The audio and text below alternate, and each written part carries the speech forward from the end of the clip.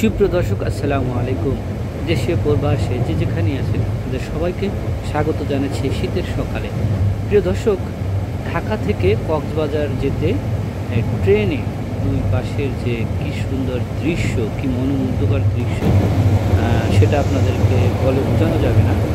তো ভাবলাম তাই আপনাদের সাথে শেয়ার করি।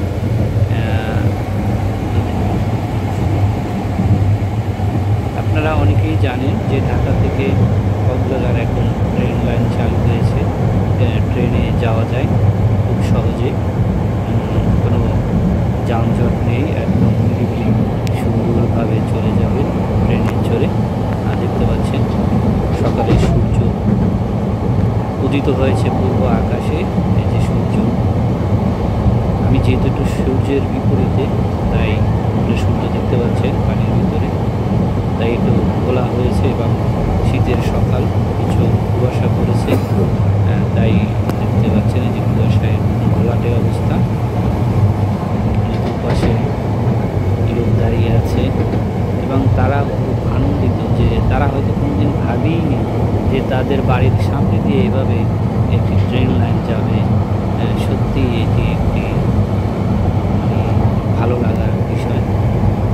যেহেতু আমি এসি বগিতে আছি, সেহেতু গ্লাস খোলা যাচ্ছে না, তাই ভালোভাবে ভিউটা দেখাতে পারছি না। গ্লাসের এপাশ থেকে আমি ভিডিওটা করেছি, তাই ওদিকে বাইরে কুয়াশা, তার জন্য অনেকটা খোলা আসছে।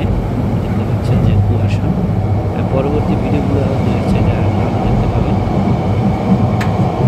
আরও একদম সকালবেলা কুয়াশায় ঘেরা, সূর্য সবাই উদিত হয়েছে, যে সূর্য দেখতে পাচ্ছেন। এরপরে আরও দেখতে পাবেন যে পাহাড়ের দুই পাশে পাহাড়, মাঝখান দিয়ে ট্রেন লাইন চলে গেছে, খুবই সুন্দর। তো ভিডিওটা যদি আপনাদের ভালো লাগে তাহলে অবশ্যই এটি শেয়ার দিয়ে সবাইকে দেখার সুযোগ করে দেবেন এবং আমার চ্যানেলটি সাবস্ক্রাইব করে সাথে থাকবেন নতুন নতুন ভিডিও পেতে। দর্শক, দেখতে পাচ্ছেন যে আসলে গ্লাসের কারণে খোলা, তারপরে আবার কুয়াশা, খুবই মনোরম দৃশ্য, আসলে চোখ জুড়ানোর মতো।